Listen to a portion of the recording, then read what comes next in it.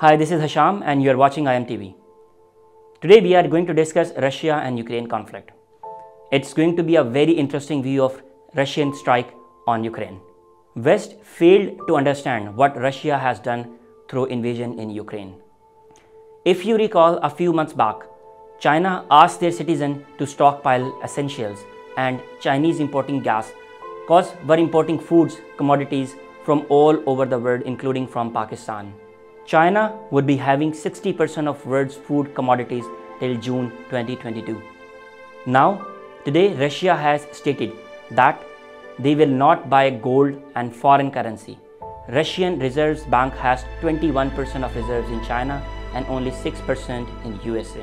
Swift sanctions will pave way to replace petrodollar. Vladimir Putin did not just invade Ukraine on 24th of February 2022. He officially ended petrodollar system. How? Remember, Russians do not do anything without a plan. They and China have been preparing for this moment for years and now ready. Russia has stated NATO expansion into Ukraine was a red line.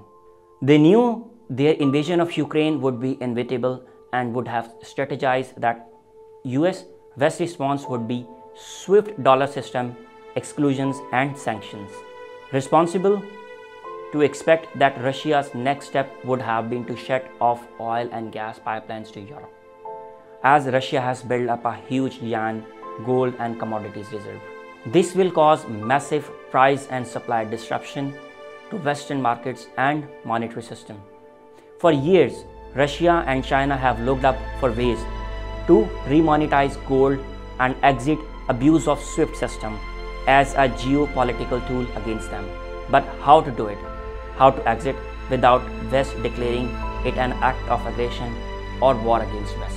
This Ukraine invasion just accomplished that end for them, and the West is doing it themselves.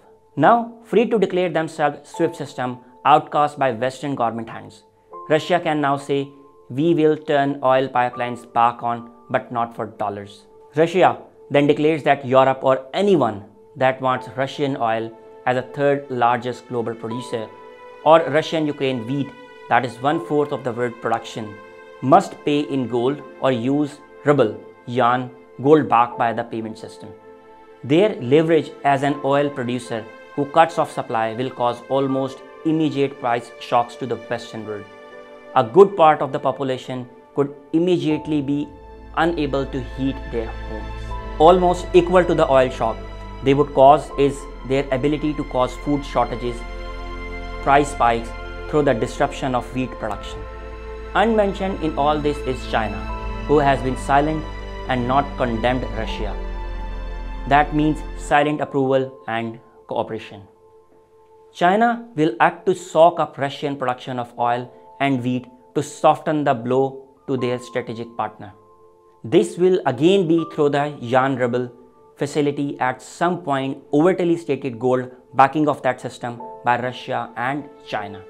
The West will of course declare those last two bullets as act of global aggression and direct threats to the world monetary system.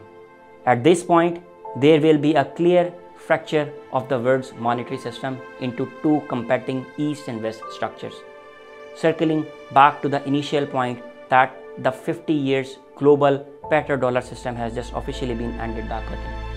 If the above analysis is indeed correct, then the threat to the petrodollar is no different to the time of Charles de Gaulle or Gaddafi, but on a larger scale.